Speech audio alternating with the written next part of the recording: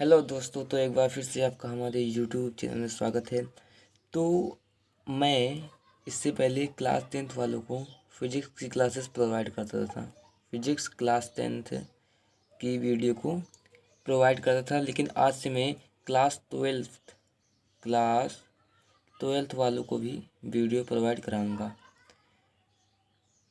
ठीक है, तो ये जो सेशन है क्लास 12th फिजिक्स का, वो दो दो दिन के गैप में होगा।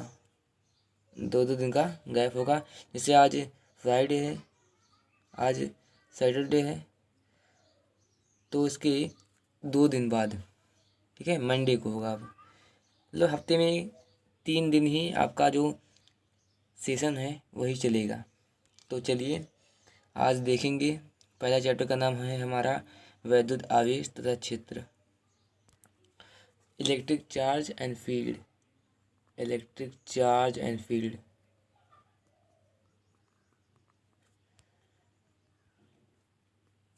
हो गया। तो आज हम इसी के बारे में चर्चा करेंगे। तो इससे पहले मैं आपका चैप्टर स्टार्ट करूं, इससे पहले मैं आपको बता दे रहा हूं कि आज हम कौन कौन से टॉपिक पढ़ेंगे, कौन कौन से ऐसे टॉपिक हैं जिनके बारे में आज हम पूरा डिटेल डिस्कस करेंगे।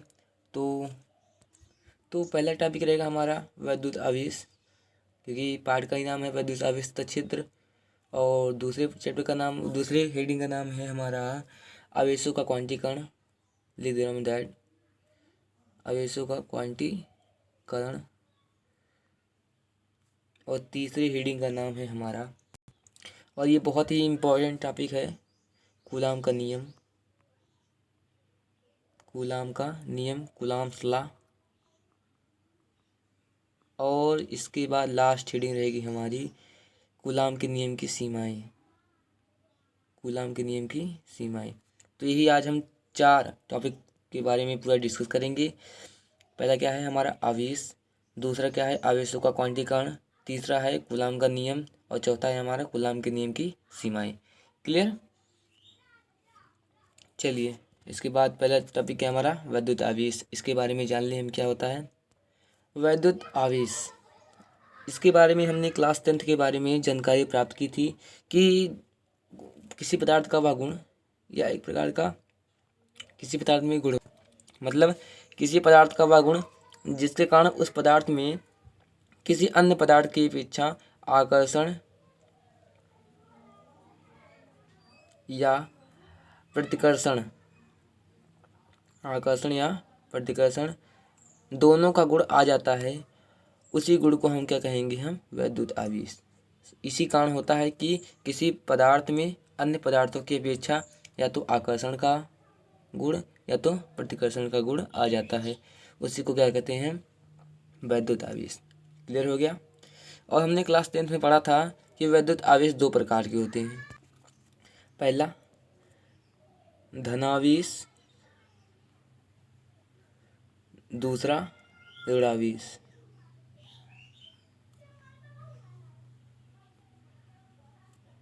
याद होगा आपको कि क्लास 10th में हमने पढ़ा था विद्युत आवेश 2 प्रकार के होते हैं, पहला धनावेश, दूसरा ऋणावेश।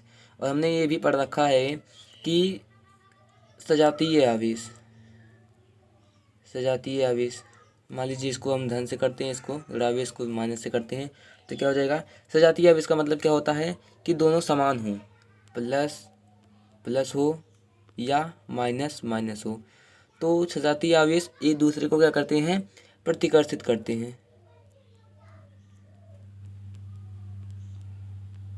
सजातीय आवेश एक दूसरे को क्या करते हैं, प्रतिकर्षित करते हैं, ये लोग जानते हैं। और जबकि विजातीय मतलब एक प्लस हो और दूसरा माइनस हो, तो ये एक दूसरे को क्या करेंगे, हम आकर्षित करेंगे। क्लियर हो गया कि सजातीय आवेश एक दूसरे को प्रतिकर्षित, जबकि विजातीय आवेश एक दूसरे को आकर्षित करती हैं। क्लियर हो गया। चलिए अब आगे बढ़ते हैं। इसके बाद आता है हमारा क्वांटीकरण, आवेशों का क्वांटीकरण आता है। तो ये इसका फार्मूला होता है Q बराबर यानी, इसका फार्मूला क्या होता है, Q बराबर यानी। अब हम ये क्या है, इसको मैंने आप क्लास 10th में पढ़ रखा है कि Q बराबर यानी सूत्र तो पढ़ा ही था, लेकिन हम नहीं जानते थे कि यही आवेशों का क्वांटीकरण है। अब इसको परिभाषित कैसे करेंगे, तो यहाँ पर पहले देख लीजिए कौन कौन से जो डिजिट दिए गए हैं वो क्या क्या मायने रखते हैं। यहाँ पर क्यू क्या है, कुल आवेश है। क्यू क्या है, कुल आवेश। एन क्या है, संख्या, ठीक। और पूर्णांक होगी, +-2 होगा, +-1 होगा, ऐसे चलता रहेगा, ठीक है। और ई क्या है हमारा, एक इलेक्ट्रॉन पर आवेश, एक इलेक्ट्रॉन पर आवेश। क्लियर हो गया। इस सूत्र में जो दिया गया है इसमें क्यू क्या है, कुल आवेश है। एन क्या है, संख्या है। और कैसी संख्या है, पूर्णांक संख्या है, +-2, +-1, +-3, ऐसे चलता जाएगा, ठीक। और ई क्या है हमारा, एक इलेक्ट्रॉन पर आवेश। क्लियर हो गया। ये मैं बताऊंगा कि एक इलेक्ट्रॉन पर कितना आवेश होता है, इसको मैं आगे बताऊंगा। पहले आप फिलहाल इतना ही जानिए कि कौन सा चीज़ क्या प्रदर्शित करता है।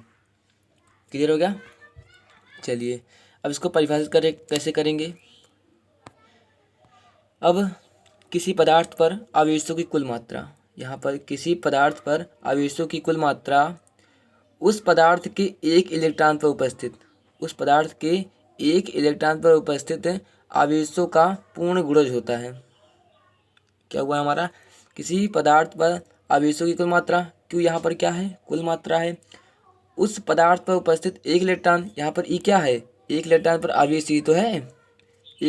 उस पदार्थ पर उपस्थित एक इलेक्ट्रॉन पर आवेश का पूर्ण गुणज होता है, या उसे संख्या कह सकते हैं। पूर्ण गुणज होगा, गुणा में तो है Q(N)(E), तो उसका पूर्ण गुणज हो गया। क्लियर हो गया। Q = N(E) क्या हो गया हमारा, किसी पदार्थ पर कुल आवेशों की मात्रा उस पदार्थ में उपस्थित एक इलेक्ट्रॉन पर आवेश का पूर्ण गुणज होता है। क्लियर हो गया। आशा करता हूँ कि आप लोग को समझ में आ गया होगा। चलिए अब यहाँ पर हम देखेंगे ई का मान। यहाँ पे अब ई का मान क्या होता है, एक इलेक्ट्रॉन पर कितने आवेश होते हैं, 1.6 × 10⁻⁻19 कूलाम। एक इलेक्ट्रॉन पर कितने आवेश होते हैं, 1.6 × 10⁻⁻19 कूलाम। क्या है हमारा, आवेश का मात्रक है, बताना भूल गया था, सॉरी इसके लिए। तो यहाँ पर आवेश का मात्रक क्या है, कूलाम है, जिसको हम C से प्रदर्शित करते हैं। क्लियर हो गया। और इसके ऊपर में भी कई ऑप्शनल क्वेश्चन बनते हैं।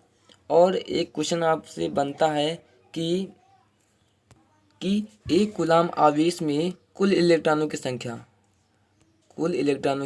संख्या हमें n का मान ज्ञात करना है, क्योंकि n क्या है, हमारा संख्या है। तो चलिए इसको सॉल्व करते हैं। क्वेश्चन क्या था हमारा कि एक कूलाम आवेश यदि किसी पदार्थ पर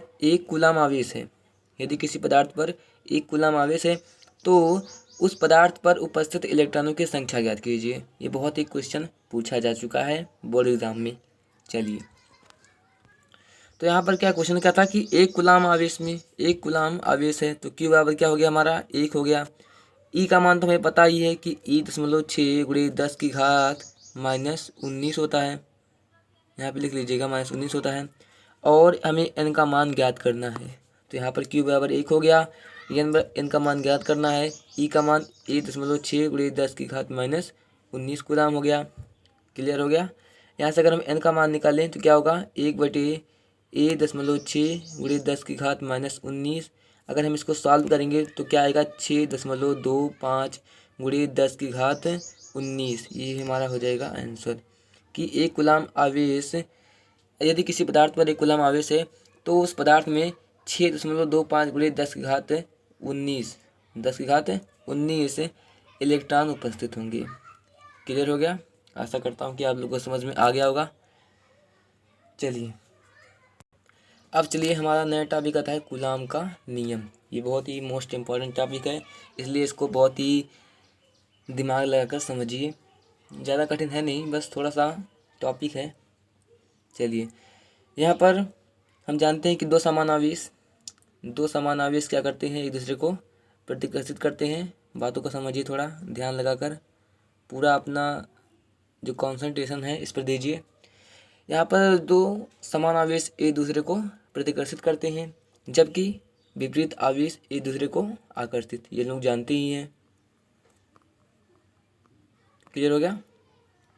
क्या बताया मैंने कि दो समान आवेश एक दूसरे को प्रतिकर्षित जबकि विपरीत आवेश एक दूसरे को आकर्षित करती हैं।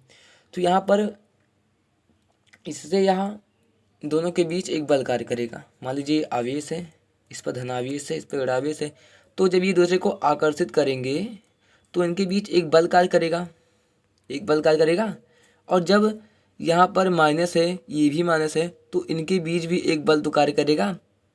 तो समान आवेशों के मध्य जो कार्यरत बल है वह प्रतिकर्षण बल होगा, जबकि विपरीत आवेशों के बीच जो कार्यरत बल है वह आकर्षण बल होगा। क्लियर हो गया? बातों को समझिए कि दो आवेशों के मध्य जो बल होगा वह प्रतिकर्षण बल होगा, और दो विपरीत आवेशों के मध्य जो बल होगा कार्य करेगा उसे हम आकर्षण बल करेंगे। क्लियर हो गया? इसी के संदर्भ में सन 1785 ईस्वी में फ्रांसीसी वैज्ञानिक कुलाम ने प्रयोगों के आधार पर दो आवेशों के बीच कार्य करने वाले बल के संबंध में एक नियम दिया। जो यहाँ पर माइनस मैं आपको बताया कि जो कार्य करता है एक दूसरे के विपरीत, वही बल को ज्ञात करने के लिए वैज्ञानिक कुलाम ने एक नियम दिया जिसे कुलाम का नियम कहते हैं। क्लियर हो गया? क्या था कि सन 1785 ईस्वी में फ्रांसीसी वैज्ञानिक कुलाम ने प्रयोगों के आधार पर दो आवेशों के बीच कार्य करने वाले बल के संबंध में एक नियम दिया जिसे कुलाम का नियम कहते हैं। क्लियर हो गया? और यह नियम क्या था, चलिए मैं आपको बताता हूँ। तो यहाँ पर मान लीजिए कोई निर्वात है, निर्वात में दो आवेश रखे गए हैं। यहाँ पर मान लीजिए इसको Q1 मान लीजिए और Q2 मान लीजिए। निर्वात में दो आवेश रखे गए हैं जो कि एक दूसरे से क्या हैं, r दूरी पर हैं, एक दूसरे से r दूरी पर हैं। तब इनके मध्य जो कार्य करने वाला बल होगा उसी को गणना करने के लिए कूलाम का नियम दिया गया था। ये मैंने आपको पहले ही बता दिया है। तो इसके नियम के अनुसार क्या होता है कि दो स्थिर बिंदु आवेशों के मध्य जो आवेश है वह बिंदु आवेश है, जाने रहिएगा, न ज़्यादा बड़ा है, बस बिंदु आवेश है। ठीक है?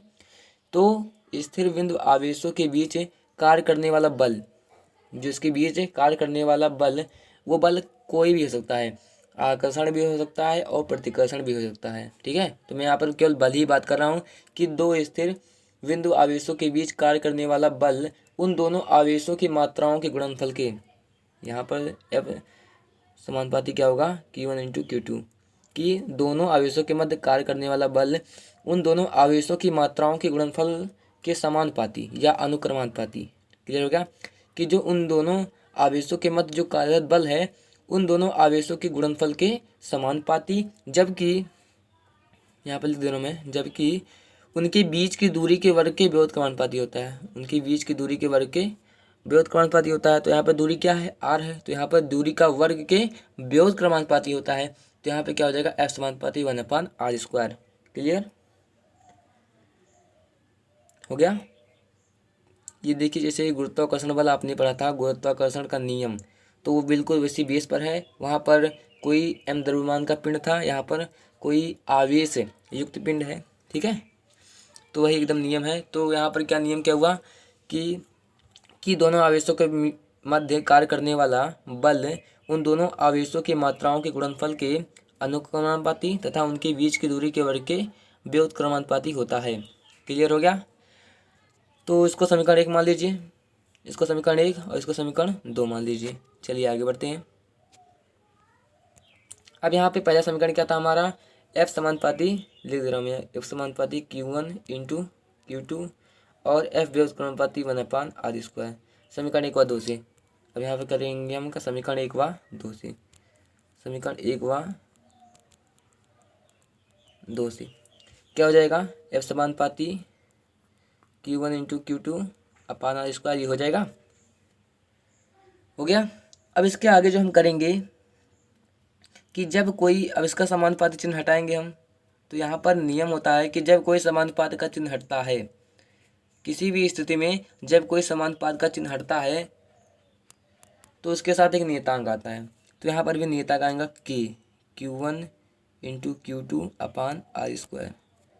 यहाँ पर मैं लिख दे रहा हूँ इसको, यहाँ पर F बराबर के Q1 Q2 upon r square. हो गया, क्लियर हो गया। जहाँ पर के क्या है, हमारा नियतांक है। हो गया। चलिए अब हमें क्या प्राप्त हुआ, यह बराबर के into Q1 into Q2 upon r square. अब यहाँ पे हम बात करेंगे सीजीएस पद्धति में। पहले हम सीजीएस पद्धति में बात करेंगे। सीजीएस पद्धति में लिख लीजिएगा आप के बराबर 1 रखने पर, तो यह बराबर क्या हो जाएगा, Q1 into Q2 upon r square. और इसका क्या होगा, डाइन में आएगा। इसका जो मात्रक होगा एफ का, वो डाइन में होगा, क्योंकि हम लोग जानते हैं कि जो सीजीएस पद्धति में बल का मात्रक होता है डाइन होता है। हो गया। अब इसके बाद देखेंगे एसआई पद्धति में या एमकेएस पद्धति में। चलिए देखते हैं आगे। अब एसआई पद्धति में क्या होगा इसका मात्रक, चलिए हम बताते हैं। यहाँ पर के स्थान पर हमें रखेंगे 9 गुणे 10 की घात 9, 9 गुणे 10 की घात 9 न्यूटन मीटर स्क्वायर प्रति कूलाम स्क्वायर। क्लियर हो गया। के का मान क्या रखेंगे हम, 9 गुणे 10 की घात 9 न्यूटन मीटर स्क्वायर प्रति कूलाम स्क्वायर। तो यहाँ पे एफ का मान क्या आ जाएगा हमारा, 9 गुणे 10 की घात 9 into Q1 into Q2 upon r square. तो हमें क्या प्राप्त हुआ, ऐसा ही पद्धति में जो बीच दो आवेशों के बीच कार्य करने वाला बल है वो इतना होता है। हो गया।